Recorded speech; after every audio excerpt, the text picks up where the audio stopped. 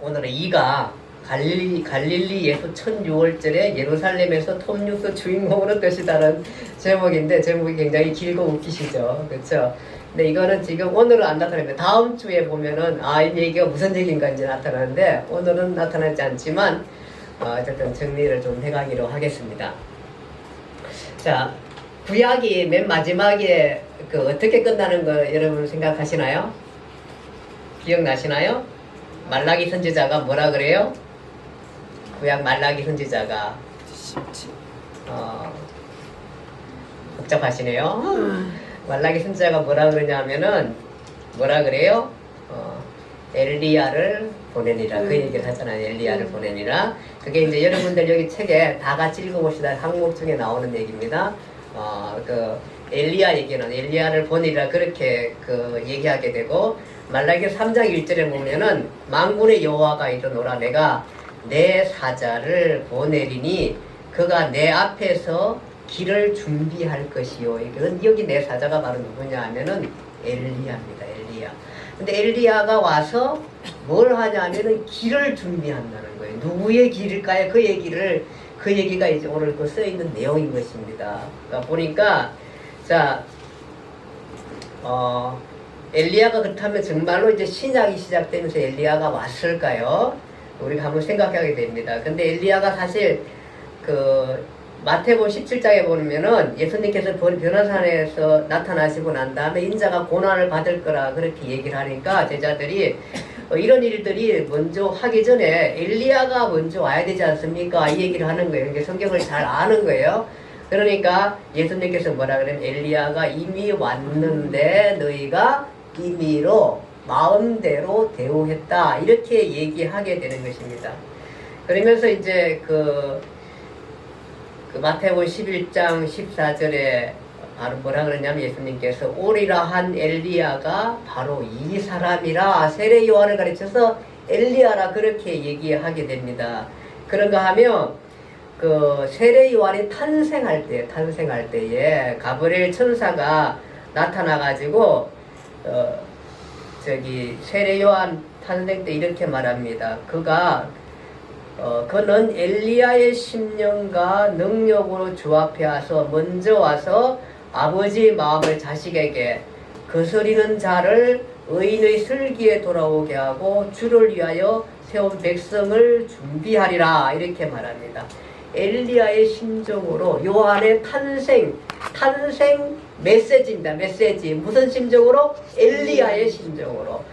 자, 이렇게 생각하면 우리가 똑똑한 사람이 되잖아요. 아하, 세례 요한은 엘리야다. 성경 보면 당연하게 초등학교만 나와도 충분하게 알 수 있는 내용이거든요. 그래서 엘리야가 바로 누구냐 하면은 세례 요한입니다. 세례 요한. 예, 세례 요한이고, 그래서 세례 요한은 이제 예수님의 공생의 시작이 언제부터 시작이 되냐 하면은 바로 세례 요한의 세례부터 그의 공생애가 시작되는 겁니다. 그렇겠죠? 예, 그럼 왜냐하면은 세례 요한은 구약이 얘기했던 메시아의 탄생의 맨 마지막 장면이고요.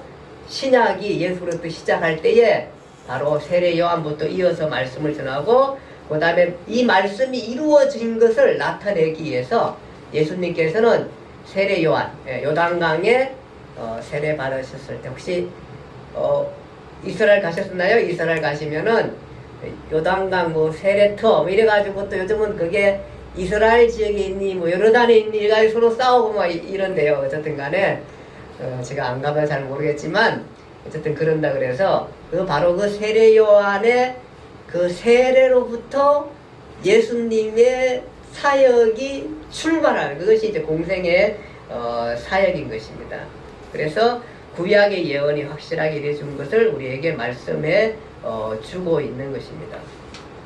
자, 오늘 내용들 잠깐 볼게요. 자, 오늘까지 2가 내용입니다. 사복음서를 하나로 통합하는 방법. 우리가 지금 성경을 마태복음 읽어갈 텐데요. 마태복음은 순서대로 쭉 안 돼 있어요. 그리고 마태, 마가, 누가는 공관복음입니다.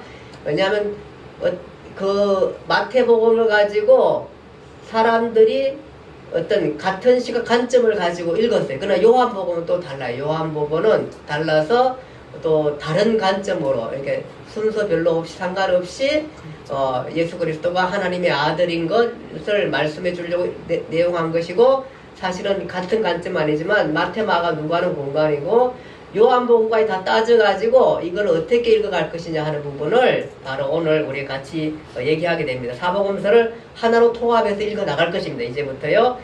물론 그 사복음서를 읽어 나갈 때에 최대한 그 각 복음서가 나타나는 특징들을 와해시키지 않고 해서 어느 정도는 보존해 가면서 사복음서를 쭉 예수님의 행적을 따라서 읽어나갈 수 있는, 그 읽어나갈 수 있는 방법이 있습니다. 굉장히 이 책의 탁월한 점이 이제 바로 그것입니다. 그 다음에 두 번째는 XY 좌표를 이용해서 6월절 1일 직전까지 오늘 본다, 이렇게 이제 얘기하게 되어 있는데요.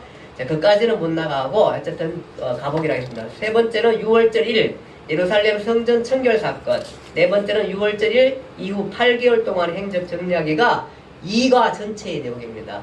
무슨 내용인지 이렇게 될 겁니다. 근데 나중에 듣고 나면은 다음 주까지 듣고 나면 이게 그 얘기구나 를 제가 설명을 할 것입니다.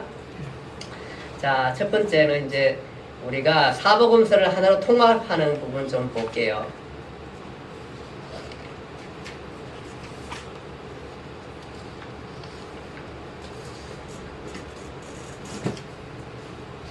자,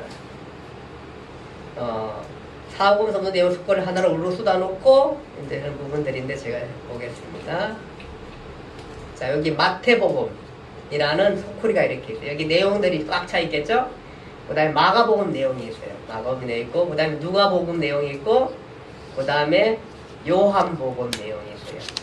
자, 이 부분을 어떻게 하냐면은 큰 소쿠리에다가 이렇게 담아요. 하나씩. 네. 이렇게 담아가지고. 자, 마태, 마가, 누가, 요한복음이 다 무슨 얘기예요? 예수님의 행적에 대한, 공생의 부분에 대한 내용들이에요. 내용들인데 이것이 막 얽혀 있어가지고 이게 순서가 어떻게 되는지는 모르겠어요. 저기 예루살렘 있다가 갈릴리 갔다가 막 이런 식으로 복잡해지고 있어요. 다 이걸. 그래서 이걸 한꺼번에 다 합쳐가지고 이제 읽어가겠다, 그 얘기를 하는 거예요 지금요. 이렇게 해서, 자, 이렇게 해서 순서대로 놓습니다. 이렇게 순서대로 이렇게 놓습니다. 예, 이렇게 통합해 갈 것입니다. 저는요, 이런 식으로. 자, 이렇게 되면은 마태복음에 무슨 내용이냐 하면은 예수 탄생, 세례 요한, 세례 받으시고 시험 받으시는 거 이렇게 나오고요. 마가복음에는 세례 요한, 그 다음에 세례 침례 나오고, 세례하고 시험 나오고, 누가복음에는 예수 탄생이 또 나오고, 12살, 예수 12살 소년기 얘기가 나와요. 이건 또 처음 나와요. 다른 복음서에는 없어요.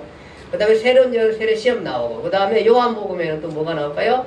세례 요한, 세례 시험, 5 제자, 혼인잔치 이런 게 나와요. 이게 이렇게 해가지고 이제 공통된 것들을 처음 시간 순서로 묶어볼게요. 어떻게 하면 예수님 탄생, 12살 소년기, 세례 요한, 그 다음에 예수님이 세례 받으신 다 있잖아, 이거는요. 이게 쭉 모아고, 한꺼번에 모아가고, 그 다음에 이제 5 제자 얘기, 혼인잔치 이렇게 하니까, 이게 쭉, 그대로 순서로 쫙 이렇게 나가게 돼요. 오늘 이제 그 얘기를 하려고 합니다. 그리고 이제 두 번째 얘기는 그것을 이해하기 위해서는 아주 중요한, 좌표 얘기를 좀 해야 됩니다. 아니, 수학 시간도 아닌데 좌표한 지가 언젠데 우리가 근데 나같이 수학 못하는 사람은 좌표만 나오다 당황하는데 걱정할 거 없습니다. 왜냐하면은 어려운 수학이 아닙니다. 걱정하지 마세요. 자, 우리 책에도 아마 보시면 나오는데 거기 보시면은 이제 좌표 얘기를 하려고 합니다. 좌표 얘기.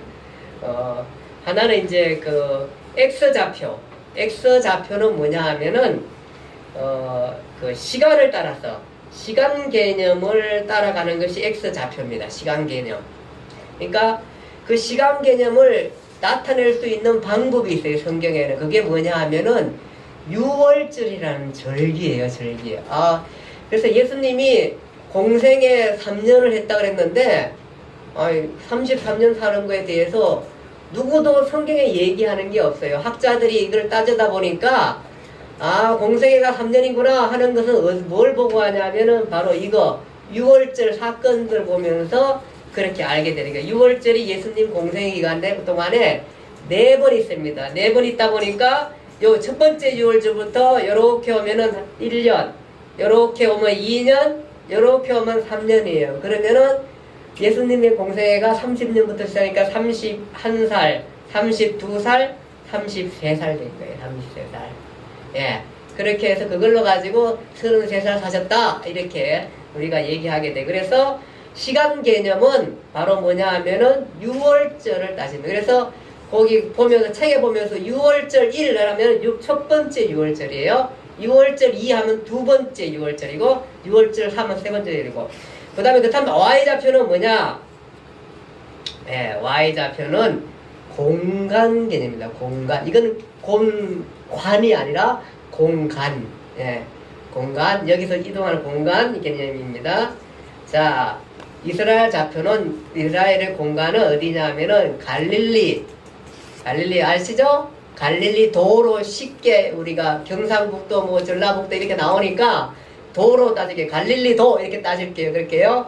3개 도로만 따집니다. 그 다음에 무슨 도일까요? 사마리아도. 세 번째는 유대도입니다. 유대도. 그렇게 해서 이 지금 좌표는 이런 식으로 하게 됩니다. 그래서 그래서 유대에서 갈릴리까지 갔었을 때에 성경에 예수님께서 갈릴리로 얼마 정도에서 가셨다 그러냐면은 사흘길을 가시니라 이렇게 따진 거 보면은 빨리 가면은 물론 뭐 밥 안 세고 가면은 뭐 하루에도 갈 수도 있겠지 하겠지만 어쨌든 간에 한 이틀 이렇게 걸어가지만 어쨌든 대충 사람들이 걸어서 가면은 일 보면서 이렇게 걸어서 가면은 얼마 걸려요? 3일 걸려요. 3일. 그래서 대체로 유대에서 갈릴리로 가셨구나, 갈릴리에서 유대로 오셨구나 이랬을 때는 대략 거리가 3일 정도 걸려서 가셨겠구나 이렇게 생각하시면 되는 거예요. 이렇게 해서 그래서 Y좌표는 뭐냐면은 이제 공간 개념이에요. 그래서 우리가 이제 성경을 읽다가 예수님께서 갈릴리로 가시니라 그러면은 유대에서 갈릴리에서 가셨구나, 한 3일 길로 가셨구나 이렇게 생각하시면 되고, 그 다음에 갈릴리에서 유대로 가셨다 했을 때 예루살렘에 가셨다 이러면은 3일 정도 걸려가지고 예루살렘에 가셨겠구나. 물론 전도하다 가면 더 많이 걸렸겠지만 이렇게 생각하시면 되는 겁니다. 좀 그 공간 개념만 가지고 있으면 되겠습니다. 자, 오늘은 XY 좌표를 이용해서 6월절 1까지 정리하기 6월절 1 직전까지 정리하기 그렇게 하게 됩니다. 자, 사생애와 공생애 분기점 우리가 좀 볼게요. 예수님은 조금 전에 우리 말씀드렸듯이 예수님의 사생애에 대한 얘기가 별로 없어요. 뭐 나오죠? 사생애에 대한 뭐가 나올까요? 예수님의 탄생 부분 나와요. 그렇죠? 예수님의 탄생할 때에 뭐 설명아 누가 찾아죠? 탄생할 때에 예수님 탄생할 때에 누가 나와요? 또 목자들이 나와가지고 오기도 하고 또 누가 와요? 우리가 잘 아는 성탄절에 동방박사 말 타고 오시는 사람들, 그렇지. 동방박사 이렇게 오고 이런 얘기들 쭉 나오고, 그러면서 이제 예수님 탄생 전에는 뭐 세례 요한이 탄생할 것 예언하는 거, 그 다음에 마리아가 잉태하는 거 뭐 이런 것들 쭉 나오다가 또 어디 가냐 하면은 이제 좀 더 설명하겠는데 정결 예식하러 가요. 정결 예식하러 가는 거 그런 거 나오고, 그때 정결 예식 갔었을 때에 누구지? 시몬 하고 안나, 가부된 지 84년 된 안나 할머니가 나오고 이런 얘기 좀 나와요. 나오고는 그리고 얘기가 안 나오다가 12살 때 얘기가 나와요. 12살 때. 12살 때 무슨 얘기가 나오죠? 12살 때는 뭐냐면 성인식하러 예루살렘 성전에 올라가신 거예요. 가셨는데 갔다가 엄마하고 다 되돌아왔는데 어떻게 돼요? 예수가 없어요. 그래서 올라가다 보니까 이제 다시 가니까 예수님이 거기 있는 그런 장면이다. 그것이 이제 사생이에요, 사생. 그리고 난 다음에 그냥 그 목수 아들로서, 아버지가 이제 목수 아들로서 그냥 아버지 도와가면서 그냥 사신 거예요. 살고 몇 년까지 사셨다는 얘기는 잘 모르겠어요. 30년까지는 있었던 그렇게 사셨어요. 왜냐하면은 제가 그것을 사생애라 그러고 그 후를 공생애인데, 공생애는 제가 어디서부터 시작했다 그래서 공생애 시작은 세례 요한의 세례부터 시작했다 그랬잖아요. 그거 한번 찾아볼게요. 누가복음 3장 23절. 누가복음 3장 23절 한번 찾아보세요.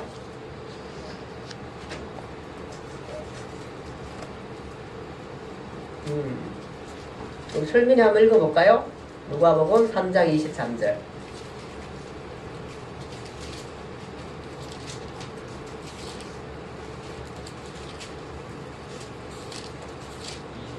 예, 23절. 예수께서 가르치심을 시작하실 때 신실증 되시니라.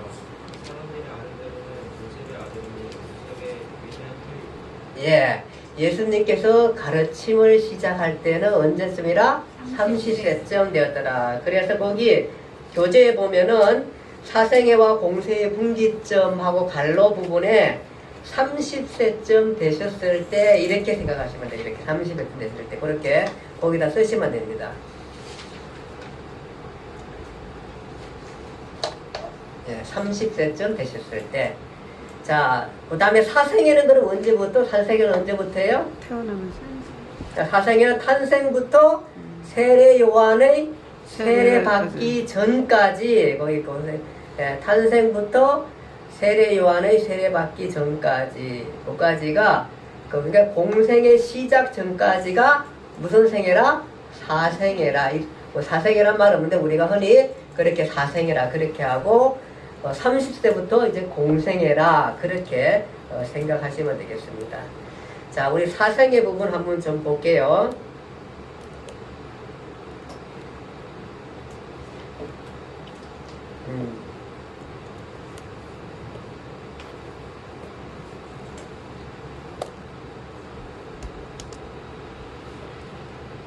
예, 공생의 시작이고 사생애 이렇게 이제 그 전까지를 사생애라 그렇게 얘기하게 됩니다.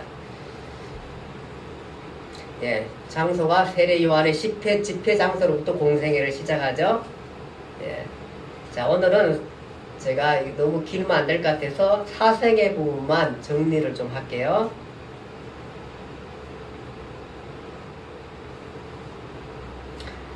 자, 예수님께서 어디에서 탄생하시죠? 예수님께서 어디에서 탄생하시나요? 나사렛. 예, 어디에서 탄생하세요? 예루살렘 나사렛. 예, 어디요? 베들레헴. 베들레헴 땅. 베들레헴 땅은 사실은 이제 어느 지역, 어느 도에 속할까요?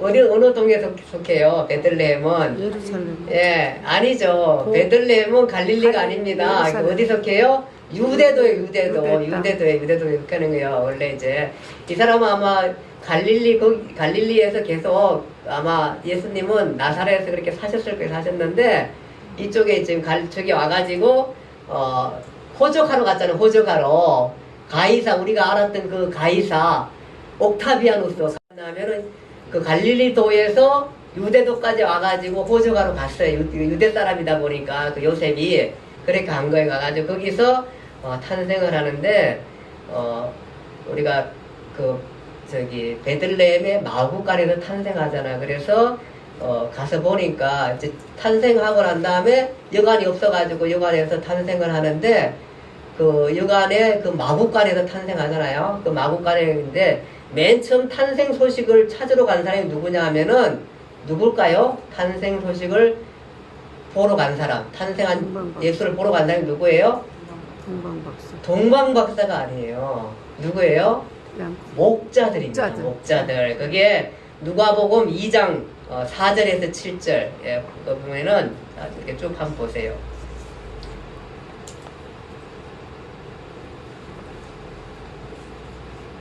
한번 좀 누가 읽어볼까요? 누가복음 2장.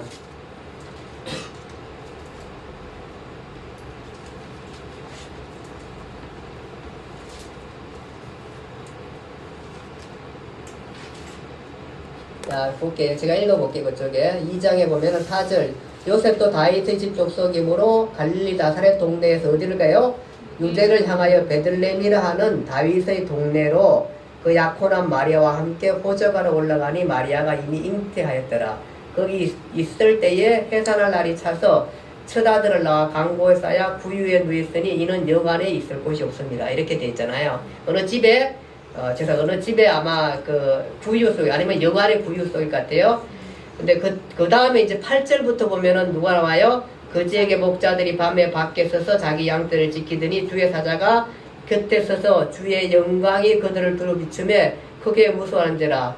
우리가 잘 아는 10절을 같이 읽어볼게요. 시작. 천사가 이르되 무서워하지 말라. 보라 내가 온 백성에게 미칠 큰 기쁨에 좋은 소식을 너희에게 전하노라. 오늘날 다윗의 동네에 너희를 위하여 구주가 나셨으니 곧 그리스도 주시니라. 너희가 가서 강고에 쌓여 구유에 놓여 있는 아기를 보리니 이것이 너희에게 표적이니라 하더니 이렇게 됐습니다. 그러니까 이 사람들이 그 목자들이 대체 우리가 추측하기 어디 있을까요? 아마 베들레헴 그쪽 그쵸. 어디 주변일 거예요. 이따가 아마 듣고는 가는 거예요. 베들레헴에 구유에 가서 그래가지고 가서 보니까 어떻게 돼 있어요?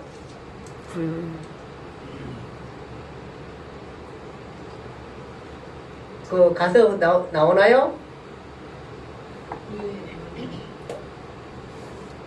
자 여기 볼게요. 자 목자가 말하되 이제 베들레헴으로 가서 주께서 우리에게 알리신 바 이루어지니를 보자 하고 빨리 가서 마리아와 요셉과 구유에 있는 아기를 찾아서 보고 천사가 자기들에게 이야기에 대하여 말한 것을 전하니 듣는 자가 다 목자들이 그들에게 말한 것들을 놀랍게 여기되 마리아는 이 모든 말을 마음에 새기어 생각하니라 이렇게 얘기합니다. 마리아는 모든 것들에 대해서 마음을 두게 됩니다.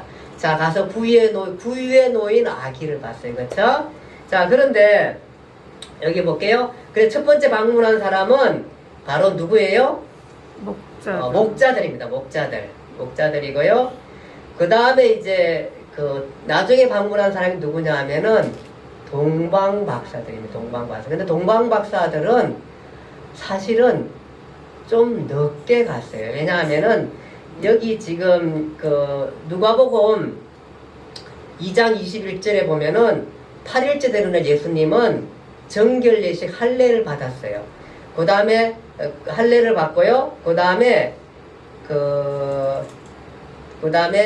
저기 누가복음에 보면은 그 정결 예식을 하면은 남자는 33일이 지나야 돼요. 33일. 그러면 어디 갔나 하면은 지금 예루살렘 성전에 가서 정결 예식을 받았어요. 그러면은 지금 난 지나 8일 됐고 또 좀 지나서 33일이 지났어요. 자, 그러면은 동방박사가 찾아온 때는 언제냐 하면은 적어도 최하 33일 이상, 40일 이상 지나서 온 거예요. 동방박사는. 그러니까 동방박사는 그 굉장히 좀 어떻게 보면 늦게 온 거예요. 2장 10절에 보면은 10절에 11절 한번 좀 볼래요? 마태복음 2장. 다 찾아보세요. 마태복음 2장 10절.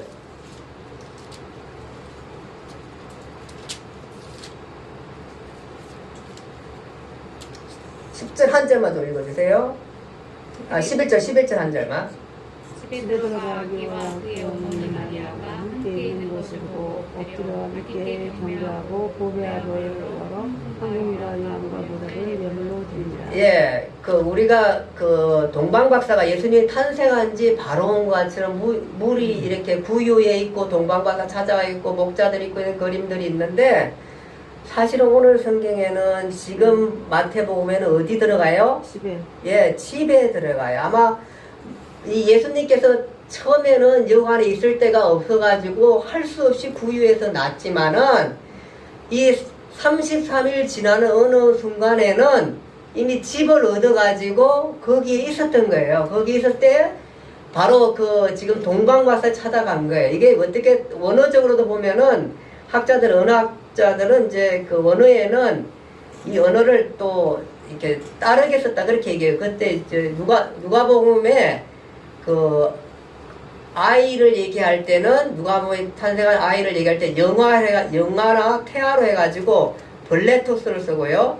그 다음에 2장에는 파이진을 쓴다 그래요. 파이진. 이것은 유아, 어린이 이런 뜻을 갖고 있거든요. 그래서 결국은 뭐냐 하면은 동방박사가 찾아간 때는 바로 언제냐 하면은 집을 다 구해놓고 있었을 때에 동방박사가 찾아간 거예요. 그것은 대략 따지면은 적어도 40일. 그리고 길게는 어느 정도까지 보냐? 2년까지. 왜 2년까지 볼까요? 어쩌고.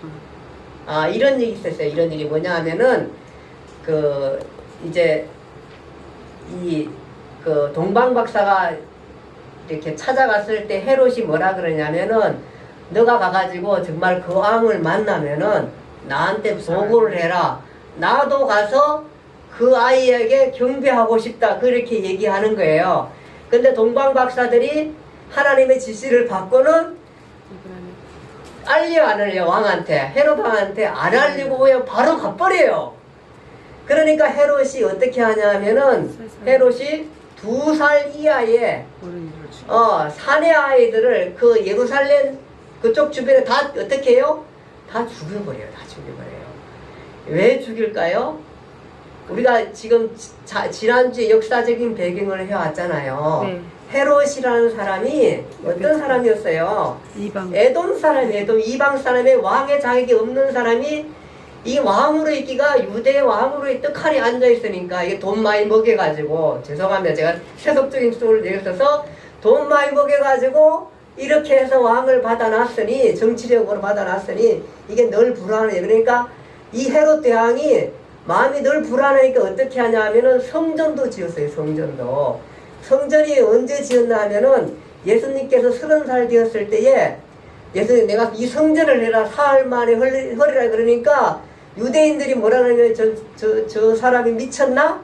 이 성전이 지은 지가 벌써 46년이나 되었는데 그래 그 성전은 언제 지어졌어요? 30년이니까 예수 30살이니까 예수님 오시기 전에 몇 년에 지어졌어요? 16년 전에 지어진 거야. 헤롯 왕이 그때에 유대인들의 상한 마음을 달래기 위해서 왕자리 있잖아요. 그러면 잘 달래주려고 제일 달래주는데 마음이 제일 유대인들 달랠 수 있는 방법이 뭐예요? 보니까 이 스룹바벨 성전이 아마 그 전에 또 무슨 일로 해가지고 다 무너져 갔던 것 같아요. 그러니까 그것을 아주 멋있게 단장하면서 자기의 왕의 입지를 세운 거 아니에요. 이 역사적으로 충분히 그럴만하죠. 그렇죠? 그런데다가 그 예수님 탄생했을 때에 동방박사들이 그냥 가버리니까 방법이 없다. 찾을 방법이 없으니까 유아들을 다 죽이잖아요. 죽이잖아요. 그때에. 바로 그때. 그러니까 동방박사 찾아온 거는 적어도 40일은 지났을 것 같고 적어도 2살 이하에 됐을 거다. 근데 예수님께서는 지시함을 받고 어디로 가요? 이집트로 가세요. 이집트로 도피해서 가시는 거예요. 자, 이렇게 도피해서 피시나 애굽으로 이제 애굽 여기 이집트에 설미나. 그러니까 예수님께서 탄생하시고 목자들이 먼저 그 부유에 있을 때 찾아왔어요. 찾아오고 난 다음에 예지나 그 다음에 이제 거기 안에서 그 할례도 해가고 또 33일 그 정결 예식을 해서 30일 정결 예식으로 갔어요. 가서 보니까 거기에 시몬이 보니까 예수를 앉자마자 자기가 기다렸던 그 메시아가 온 거예요. 안나가 84년 동안 기다렸는데 그 정결 예식할 때 아기를 보면서 그 생각을 한 거예요. 이제 나는 더 이상 눈을 감아도 소원이 없다. 내가 기다렸던 그 메시아가 없구나. 그렇게 얘기하잖아요. 예. 그것이 바로 이제 그 안에서 이루어진 거예요. 이루어지고요. 그 다음에 이제 이게 그냥 예수님께서 아무리 생각하면은 제가 이렇게 보통 베들레헴 아니면은 예루살렘에다가 집을 얻어서 거주하고 있던, 새방으로 살아 거주하고 있었던 것 같아요. 어쨌든 그러고 있다가, 하나님께서 이제 아이를 죽이려 하니까 애굽으로 피신한 거예요. 그렇죠? 애굽으로 피신하고 있다가, 나사렛에 있는데 애굽에 피신하고 있었는데 그때에 마침 무슨 얘기냐 하면은 천사가 말해서 왕이 이제 그 헤롯 왕이 죽었으니까 그게 이제 BC 예수님 오시기 4년 전이에요.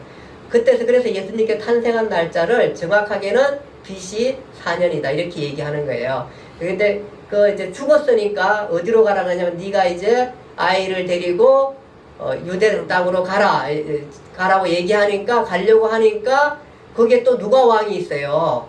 아주 험악한 아들을 뒤를 이은 유대의 분봉왕이 있어요. 그 사람이 누구냐면 지난주에 배웠던 아켈라오라는 사람이잖아요. 아켈라오가 있으니까 얘가 어디로 가요? 얘는 죄송합니다. 예수님께서 어디로 가세요? 나사렛으로 가세요. 나사렛에서. 그래서 나사렛으로 가게 되는 거예요. 그래서 나사렛에 가가지고 거기서 생활을 하세요. 나사렛이 자라나고 이러다가 누가복음에 보니까 12살 때 제가 말씀드렸듯이 12살 때 이제 12살 때 성인식 하러 가시는 거예요. 갔는데 성인식 하는 건 굉장히 아주 성인식을 아주 그 잔치식으로 하는 거예요. 그 아마 요즘도 제가 저기 좀 봐긴 한 것 같은데 잔치식을 하는데 이게 모든 사람들이 가는 게 가족들이 다 가가지고 슈퍼에서로 가는 거예요. 그래서 예수님도 따라 올라갔어요.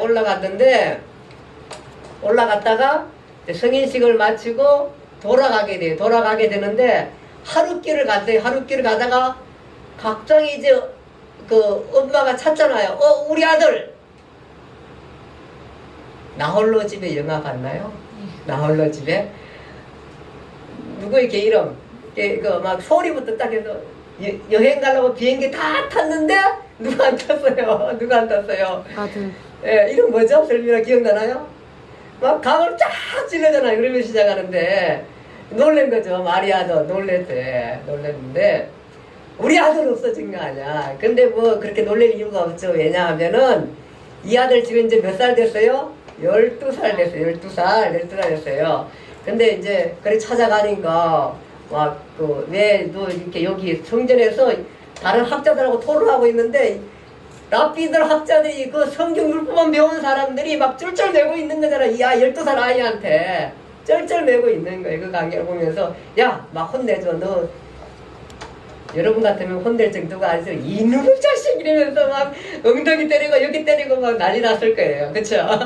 이놈의 자식 왜 여기 있었을 텐데 예수님께서 그러니까 왜 나를 찾습니까? 내가 내 아버지 집에 있는데 왜 나를 찾습니까? 그 얘기 하잖아요. 여기가 내 아버지인데 왜 찾냐는 게 굉장히 이분은 벌써 그때도 신비스러운 분이 있었어요. 그렇게 이제 하잖아요.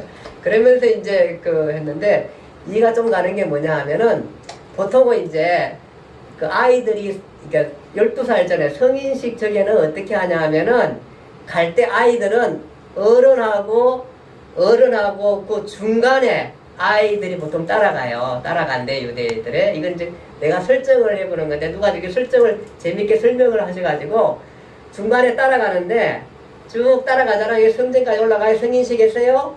내려갈 때는 이제 뭐야 하면은 더 이상 중간에 갈 이유가 있어요 없어요? 그러니까 얘가 마음대로 가도 돼요. 중간에 가도 되고 앞에 가도 되고 뒤에 가도 되는 거야. 그러니까 이게 부모님들은 그냥 누구 친척들하고 오나 보다 이렇게 해서 아마 한 하루길을 갔을 것 같아요. 갈 때야 잘 챙기지만 올 때는 성인 됐으니까 그렇게 됐는데 아마 그 가운데에서 이런 뉴스가 있지 않았나. 어떤 분이 아주 잘 설명 그렇게 하시더라고. 아마 그렇게 됐을 것 같아요. 어쨌든 그렇게 해서 돌아오게 되는 것이 12살까지 사생애의 행적이 전부 답니다. 이렇게 해서 자, 예수님께서 이집트로 유대 땅 왔다가 이집트로 망명 갔다가 다시 어디로 가요? 갈릴리 나사렛으로 가요. 나사렛으로 갔었을 때에 성경은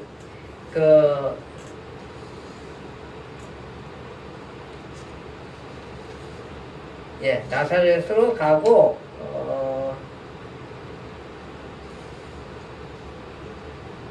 근데 사실은 나사렛이라는 곳으로 간 것은 뭐냐 하면은 선지자의 말씀을 이루려 함이라 이렇게 얘기를 했는데 사실은 선지서에 나사렛으로 간다 뭐 이런 얘기가 없어요. 왜 바로 학자들은 어떻게 해석하냐 하면은 이사야 11장 1절에 이새 줄기에서 한 싹이 나며 그 뿔에서 한 가지가 나서 결실할 것이 할 때 여기 싹과 가지를 네체르라는 언어를 쓰는데 이게 무슨 뜻이냐 하면은 바로 나사렛과 같은 뜻이에요. 그래서 아마 나사렛 사람이를 우리가 그 얘기를 하는 것 같고 그것이 그쪽 동네가 돼 있는 것 같아요. 그래서 어쨌든 그런 해석을 하기도 합니다. 어쨌든 이렇게 해서 12살까지 행적이 예수님이 사생애의 행적이고요.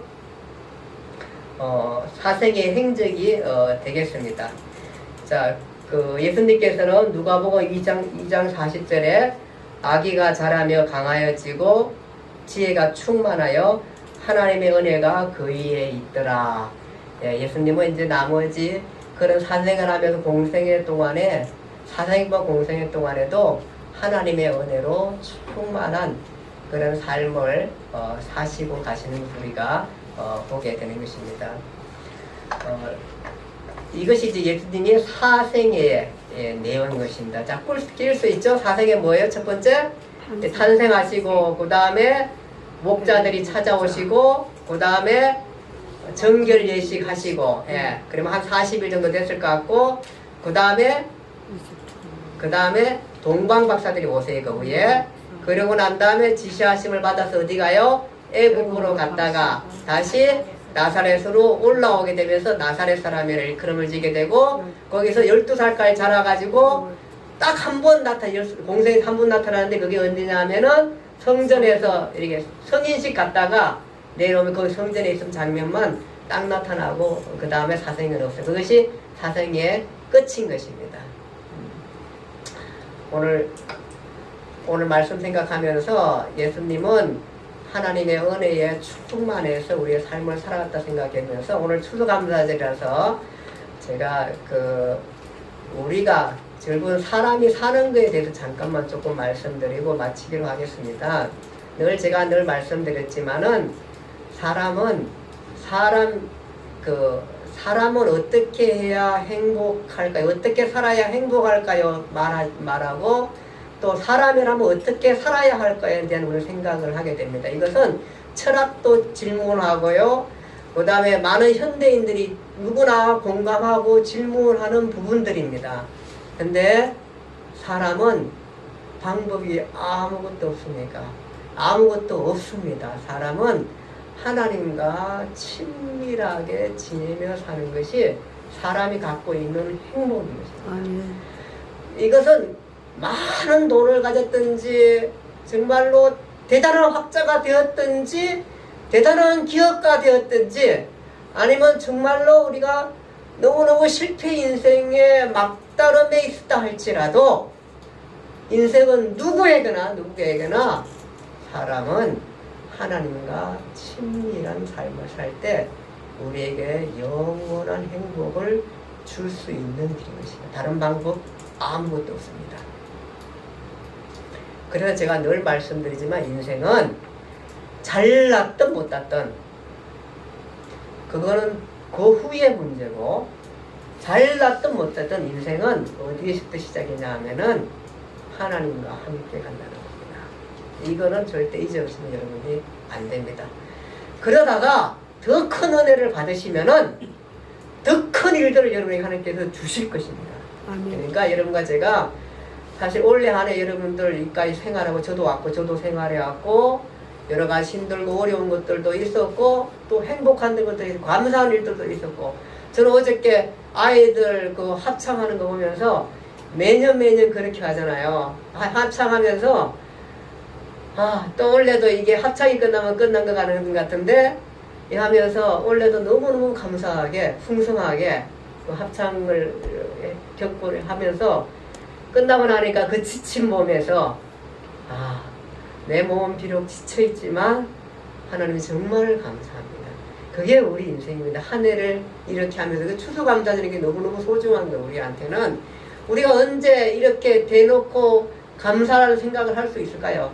추수감사절이기 때문에 우리가 다시 한번 우리의 삶을 되돌아오면서 우리의 자녀들, 내 인생 삶 위험했던 순간들, 아찔한 순간들, 지금도 남아있는 수없이 많은 위험한 요소들 이런 많은 일들을 겪고 생각하면서 인생이라는 내 삶을 돌아보는 것, 내 삶과 함께 한다는 것, 내 삶이 행복하다는 것 이런 것들 우리가 생각하게 되는 것입니다. 이 모든 일들이 감사하는 것입니다.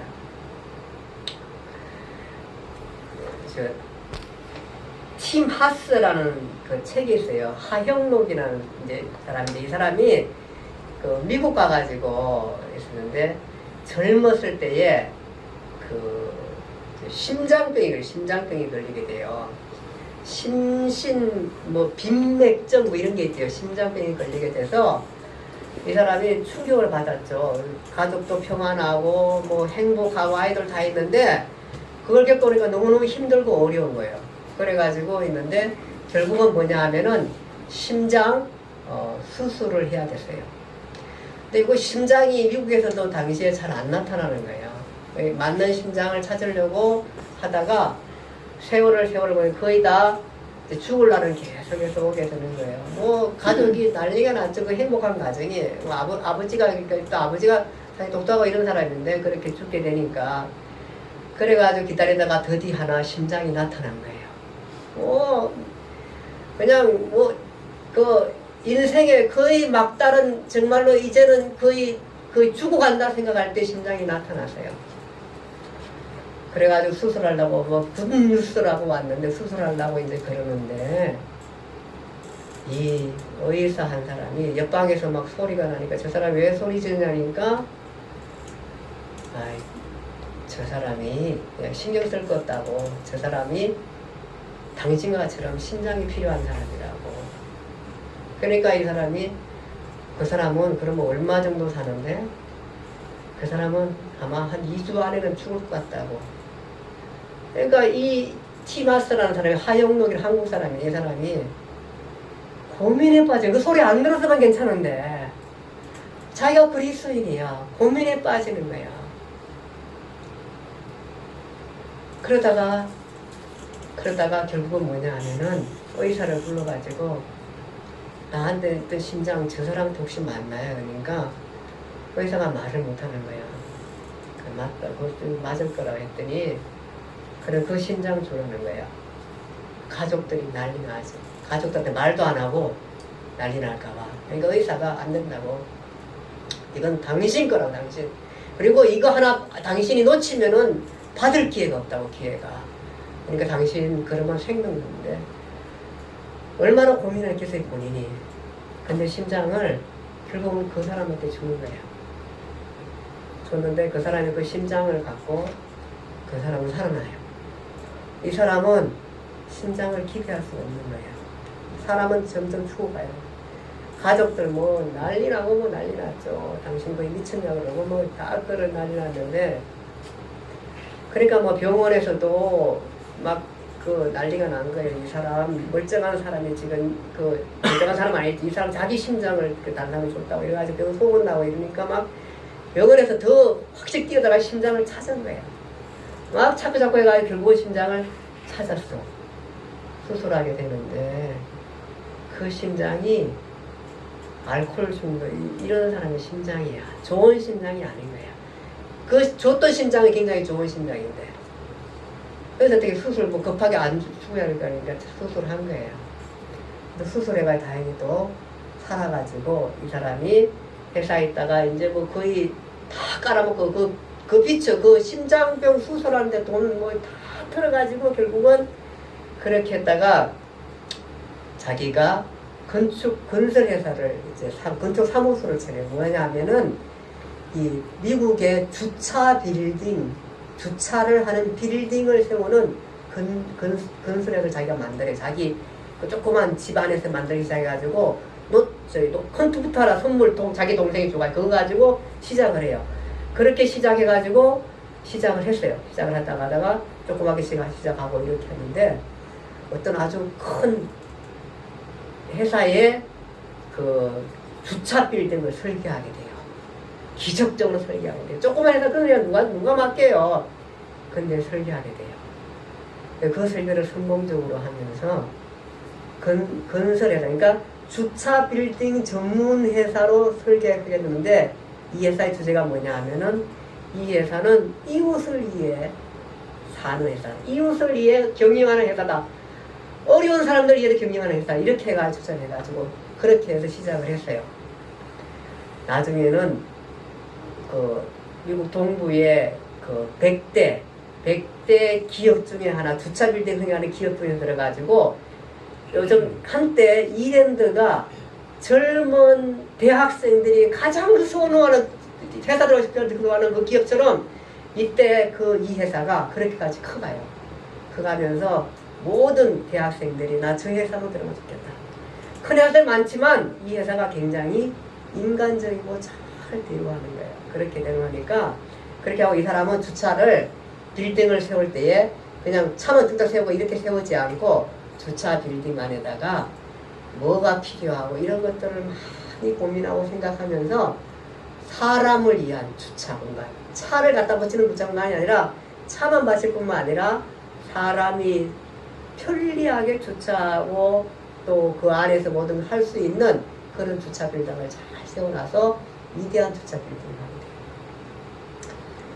근데 그렇게 기업을 잘 익혔는데 무슨 문제가 나면 달아놓은 심장이 또 문제가 생겼어요. 이게 좋은 심장이 아니야. 심장을 받아가지고 심장 수술할 수가 없어. 다음 기회가 없어. 근데 법이 바뀌었어. 그 사이에 법이 바뀌어가지고 한 번 더 기회가 주는데, 근데 그게 그냥 다 기회가 주는 게 아니고 이유가 있어야 돼. 근데 이 사람은 못 쓰는 심장을 달아줬기 때문에 기회가 다시 생겼어. 그래가지고 나중에 그 기회로 그렇게 해가지고 다시 심장 수술을 다시 성공해서 살아요.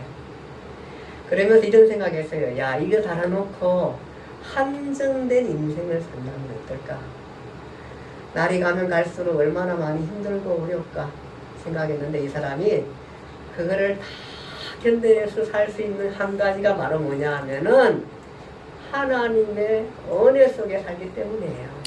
하나님의 은혜 속에 살면 우리는 모든 것들을 다 견뎌내고 이겨내고 삶을 살아갈 수가 있는 거예요. 이 세상 삶을 그렇게 보면 그렇게 되는 거예요. 그래서 사람 한 사람이 다 귀하고 소중하고 그런 거예요. 누구도 소중하고 그렇게 되는 거예요. 사람이라는 건. 사람이 그때 갔을 때. 그러니까 이 사람은 그걸 다 나누며 삶을 가면서 살아요. 다니엘 기도회 때 션이라는, 잘 알죠? 션. 설민이 알아요? 션이라 알죠? 션 맞나요? 예. 나는 놀랬어요. 어떻게 그렇게 할 수 있을지. 그럼 재산 다 들어오는 거 맞아? 다 뭐 2명, 3명 하다가 막 100명은 하고, 또 저가니 100편이니까 또 100명은 하고, 또 100명은 하고, 막 이래가지고, 후보내가 보니까 내가 보니까 걔가 얼마 벌던지 모르겠어요. 도대체 어떻게 돈을 잘 버는지 모르지만은, 돈을 그렇게 했는데, 그 수많은 사람들을 살려가면서 있는 게 있어요. 우리가 은혜되면 그렇게 가는 거예요.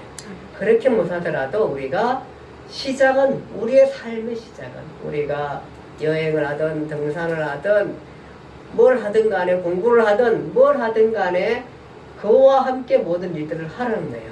그것이 우리의 삶의 시작이고 은혜고 그와 함께 친밀한 삶이 결국은 우리로 하여금 행복한 삶을 준다는 거예요. 그래서 제목이 페이브예요. 페이브. 호의, 은혜. 이 책이 하영록 씨 책이 페이브라는 책이에요. 은혜 속에서.